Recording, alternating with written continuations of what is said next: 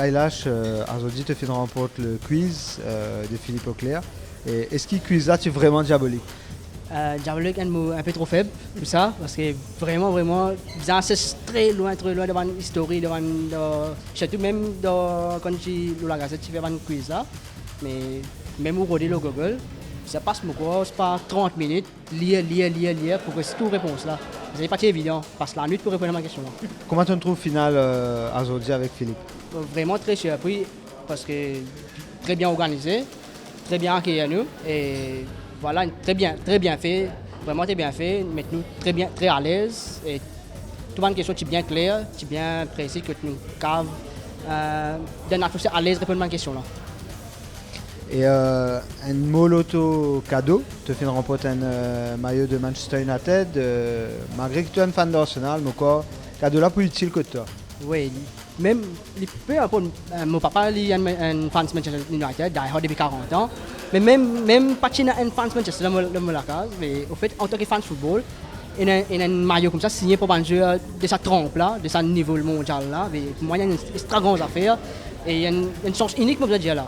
Parce que une affaire comme ça, jamais on va gagner encore et je remercie l'équipe qui me donne ça l'occasion de participer de la compétition là et c'est atteindre une affaire comme ça. Et moi, très heureux qu'ils ont réussi à ça.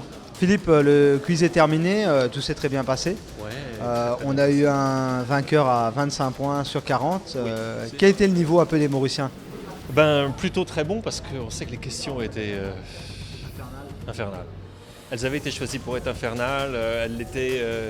Et c'est autre chose quand vous êtes en plus en situation où vous devez répondre, vous n'avez que quelques secondes et vous aurez toutes ces réponses sur le bout de la langue, vous ne les trouverez pas, mais en l'occurrence ils se sont très bien sortis. Et félicitations à notre vainqueur qui n'est pas reparti les mains vides, d'ailleurs comme aucun de nos 3 finalistes, qui tous méritent encore une fois qu'on les félicite parce que l'effort qu'ils ont fourni pour arriver en finale, avec des scores auxquels je ne m'attendais sincèrement absolument pas, parce que les questions avaient été faites avec l'idée, hein, vous savez, on a travaillé là-dessus pour que ça soit difficile et que ça ne soit pas simplement une question de taper 2 mots dans un moteur de recherche, mais qu'il fallait vraiment travailler dur ou avoir une connaissance profonde du football anglais. Moi, ce que ça me montre, c'est que Maurice et le football anglais, c'est comme ça.